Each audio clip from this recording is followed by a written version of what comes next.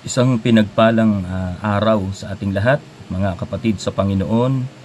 At nais ko pong muling magbahagi ng salita ng Diyos sa bawat isa po sa atin.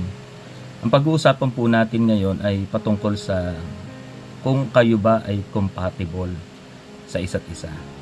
At ito po ay mensahe para sa mga kabataan na naghahanap ng ka-forever. Marami sa atin naniniwala na kapag kayo ay pareho ng gusto, pareho ng favorite color, pareho ng favorite food, pareho sa lahat ng bagay at sa lahat ng aspeto, minsan akala natin dahil kayo ay pareho sa lahat ng bagay, sasabihin nyo na compatible kayo sa isa't isa. Kung mapapansin natin, ang kutsara at tinidor ay magkaiba. Ang dustpan at ang walis tambo, bagamat magkaiba, compatible sa isa't isa.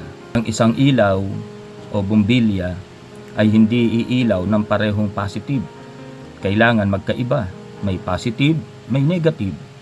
So dito makikita natin, mga kapatid, na ang pagiging compatible ay hindi nababase sa inyong pagkakapare-pareho. Ang totoong compatible, yung wala sa isa ay makikita doon sa isa. Kaming mag-asawa, ako kasi mahina ang loob ko. Sa lahat ng aspeto, mahina ang loob ko. Pero yung asawa ko, napakalakas ng loob. Pero may mga bagay na hindi ko ginagawa na ipinupush naman ako ng aking asawa. At sa ganung bagay, nakikita ko na compatible kami. Kasi yung wala sa akin, nandun sa aking asawa. So ganito tayo nilikha ng Panginoon. In Genesis chapter 2, verse 18, matapos gawin ang lahat ng ito, sinabi ng Panginoong Yahweh, hindi mabuti na mag-isa ang tao. Bibigyan ko siya ng isang angkop na makakasama at makakatulong. At sa verse 21, kaya pinatulog ng Panginoong Yahweh ang tao. Samantalang nahihimbing, kinuha niya ang isang tadyang nito at pinaghilom ang laman sa tapat niyon.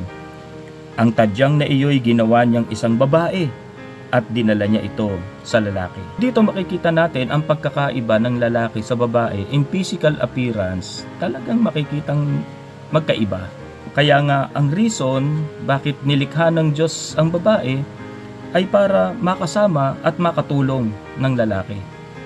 So dito makikita natin ang pagiging compatible ay yung wala sa lalaki nakikita dun sa babae. At masasabi natin na kayo ay compatible kagaya ng sinabi ng Biblia, kaya nilikha ng Diyos si Eva o ang babae para maging katulong ni Adan. So ang isang lalaki, kaya siya tinutulungan kasi meron siyang bagay na hindi magagawa na kaya namang gawin ng babae. So dito makikita natin na compatible. Hindi lumikha ang Diyos ng isa pang Adan para makatulong ni Adan. Lumikha ang Diyos ng babae para kay Adan.